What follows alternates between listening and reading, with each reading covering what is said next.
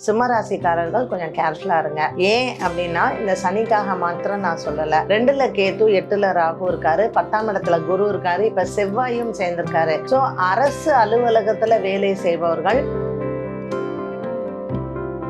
கும்பராசிக்காரர்கள் அவங்களுக்கு ஜென்மத்திலேயே சனி, 7 சனியில இருக்கிற மகரம், கும்பம், மீனம் இவங்களுக்கு நிதானமாக இருக்கும். கும்பம் நான் ஏற்கனவே சொல்லிட்டேன், நீங்க கொஞ்சம் ஜென்ம சனிங்கிறதுனால உடல் ஆரோக்கியத்துல கவனமா இருக்கணும்னு. தச பூஜை ஆஞ்சநேயர் கோவில், அது ராஜகோபால சுவாமி கிருஷ்ணர் தான் வந்து அங்க மெயின். இந்த ஆஞ்சநேயர் வந்து 10 கைகளோட இருப்பார். தச பூஜ ஆஞ்சநேயர், இவருக்கு போயிட்டு ஒரு 9 விளக்கு நெய் விளக்கு ஏத்திட்டு அர்ச்சனை பண்ணிட்டு வந்தீங்கன்னா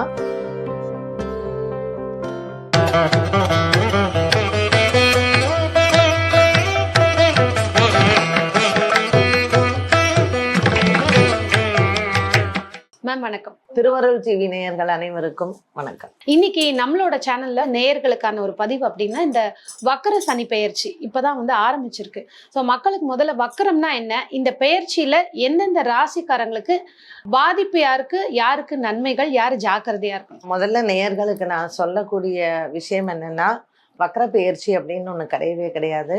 ஸோ நீங்கள் எல்லாரும் என்ன தெரிஞ்சுக்கணும் அப்படின்னா, கேலக்சியில, அதாவது வானவியல் சாஸ்திரம்னு சொல்லக்கூடிய இந்த ஜோதிடம் வந்து கிரகங்களை சார்ந்தது. ஸோ எவ்ரி இயர் நமக்கு வந்து எப்படி ஒரு ரெஸ்டிங் பீரியட் இருக்கு, இல்லை நம்ம வந்து ஒரு ஸ்லோவா சம்டைம்ஸ் நம்ம வேலையை ரொம்ப ஸ்லோவா பண்ணுவோம். அந்த மாதிரி கிரகங்கள்ல சனி பகவான் வந்து ஒவ்வொரு வருடமும் ஒரு 140 நாட்கள் தன்னுடைய டிராவலை வந்து ஸ்லோ பண்றாரு. ஸோ அவர் வந்து அப்படியே நகர்ந்து போயிட்டு இருக்கும்போது இந்த பாதையை அவர் மெதுவாக போறதுக்கு பேர் தான் வக்ரம்னு. ஸோ இப்போ பூரட்டாதி நட்சத்திரத்துல இருக்கக்கூடிய சனி பகவான் அதற்கு முந்தைய நட்சத்திரமான சதயம் நட்சத்திரத்துல இருக்கார். அதுதான் வக்ரமே தவிர பெயர்ச்சி அப்படின்னு சொன்னா ஒரு ராசியிலிருந்து இன்னொரு ராசிக்கு சென்றால்தான் அது பெயர்ச்சி அப்படின்னு அர்த்தம்.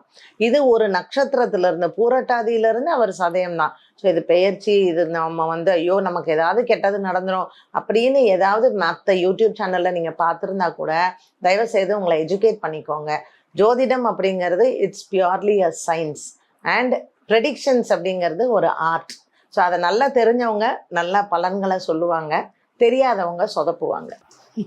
அருமையா சொன்னீங்க. இப்போ வந்து நிறைய பேருக்கான ஒரு நம்பிக்கை இருக்கே, இந்தந்த ராசிக்காரங்களுக்கு வந்து இந்த ஒரு 4 மாத காலங்கள் வந்து சில விஷயம் ஃபாஸ்டா நடக்கும், சில பேருக்கு வந்து அந்த பின்னோக்கி நம்ம பார்க்கறதுனால கொஞ்சம் ஸ்லோவா இருக்கும்.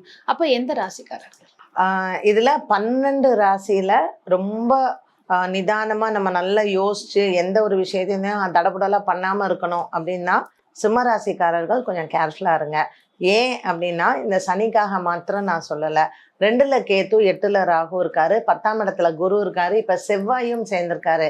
ஸோ அரசு அலுவலகத்துல வேலை செய்பவர்கள், உயர் பதவிகள்ல இருக்கிறவங்க கொஞ்சம் ஜாக்கிரதையா இருக்கணும். ஏன்னா டெய்லி நம்ம ஆஃபீஸ் போகும்போது நம்ம உயர் அதிகாரிகள் ஏதாவது பேசுறாங்க, சண்டை போடுறாங்கன்னா கோச்சிக்கிட்டு நம்ம பேப்பர் போட்டுட்டு எனக்கு இந்த வேலை வேண்டான்னு சொல்லிட்டு போயிடுவோம்.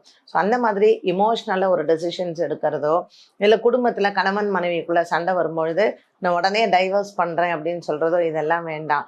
ஏன்னா காலம் கண்டிப்பாக எல்லாருக்குமே மாறும். அப்போ இந்த வக்கரம் முடியும் பொழுது சனி பகவான் திரும்பியும் அவர் பூரட்டாதிக்கு வரும் பொழுது, குரு பகவான் அடுத்த வருஷம் மே மாதம் மாறும் பொழுது, ராகு கேதுலாம் மாறும் பொழுது எல்லாமே மாறும். அதனால சிம்மராசி நேயர்களுக்கு ரொம்ப ரொம்ப பொறுமை அண்ட் நிதானம் ரொம்ப அவசியம்.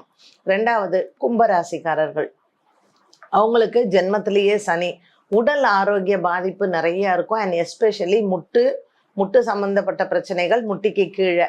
அதனால அவங்க வந்து ஒரு 2 வீலர் ஓட்டும் பொழுதோ இல்லை வெளியில எங்கேயாவது போகும்பொழுதோ ரேஷ் டிரைவிங் இல்லாமல் பார்த்து கொள்வது நல்லது. கடகராசிக்காரர்கள் அவர்களுக்கு வந்து ஏற்கனவே சனி பகவான் 7ஆம் இடத்துல இருக்கிறாரு. அதனால ஏற்கனவே இந்த கேஸ்லாம் போய்கிட்டு இருக்கு அப்படின்னா வேண்டவே வேண்டாம், இந்த கல்யாண வாழ்க்கையே வேண்டாம் அப்படின்னு டக்குன்னு முடிவு பண்ணாதீங்க. அதே மாதிரி இப்போ சமீபத்தில் ஒரு வருஷத்துல கல்யாணம் ஆனவங்க, ஒரு 2 வருஷத்துல கல்யாணம் ஆனவங்களுக்கும் நிறைய பிரச்சனைகள் இருக்கும். இந்த குடும்ப சண்டைகள் இல்லை கணவன் மனைவிக்குள் இருக்கக்கூடிய ஒரு முரண்பாடுகளில் எடுத்தோம் கவுத்தோன்னு முடிவு பண்ணாமல் இருக்கிறது நல்லது. மற்றபடி 7 சனியில இருக்கிற மகரம், கும்பம், மீனம் இவங்களுக்கு நிதானமாக இருக்கும். கும்பம் நான் ஏற்கனவே சொல்லிட்டேன், நீங்க கொஞ்சம் ஜென்ம சனிங்கிறதுனால உடல் ஆரோக்கியத்துல கவனமா இருக்கணும்னு. மற்ற ராசிக்காரர்களுக்கு எப்பொழுதும் போலதான் இருக்கும். ஸோ அழகா ரொம்ப தெளிவா ஸ்வீட்டா சொல்லியிருக்கீங்க. இந்த வக்கர சனி பயிற்சின்னா ஒன்றும் பெருசா பயப்பட வேணாம். யார் யார் கொஞ்சம் கவனமா இருந்தால் இந்த 4 மாசத்தை அழகா கடக்கலாம்னு சொல்லியிருக்கீங்க. இந்த 4 மாசம் அவங்களுக்கான அந்த ஒரு காலத்தை கடக்கிறதுக்கு அவங்க ஒரு எளிய பரிகாரம்னா இந்தந்த விஷயங்கள் பண்ணிக்கிட்டா அவங்களுக்கு இன்னும் நல்லா சக்சஸ்ஃபுல்லா இருக்கும்னு என்ன மாதிரி பண்ணுங்க? ஸோ இது வந்து ஜூன் 29ஆம் தேதியிலிருந்து நவம்பர் மாதம் 15ஆம் தேதி வரைக்கும் இந்த காலம், இந்த வக்கரம் அப்படிங்கிறது. ஸோ இந்த காலகட்டத்தில் நான் சொன்ன மாதிரி சிம்ம ராசிக்காரர்கள், கடகராசிக்காரர்கள், கும்பராசிக்காரர்கள் இவங்க 3 பேர் தான் மெயினாக கொஞ்சம் ஜாக்கிரதையாக இருக்கணும். வியாழக்கிழமை அப்புறம் சனிக்கிழமை இந்த 2 நாட்கள்லையுமே வியாழக்கிழமை வெத்தலை மாலை போடுங்க ஆஞ்சநேயருக்கு, சனிக்கிழமை துளசி மாலை போடுங்க. இது ரெண்டத்தையும் கண்டினியூஸாக நீங்கள் விடாமல் பண்ணிட்டு வந்தீங்கன்னா நல்லது. சுந்தரகாண்ட பாராயணம் பண்ணலாம். அதே மாதிரி விஸ்வரூப ஆஞ்சநேயர் ஆலயங்கள் வந்து போகலாம். இதில் இந்த சிம்ம ராசி கடகராசி இந்த 2 கடகராசி அண்ட் சிம்மராசினியர்கள் வந்து ஆனந்தமங்கலம்னு ஒரு ஊர் இருக்குது. நீங்கள் வந்து கும்பகோணம் போகிற வழியில் ஆனந்தமங்கலம்னு நீங்கள் கூகுள் பண்ணாலே வந்து தெரியும். தச பூஜை ஆஞ்சநேயர் கோவில் அது. ராஜகோபால சுவாமி கிருஷ்ணர் தான் வந்து அங்கே மெயின்.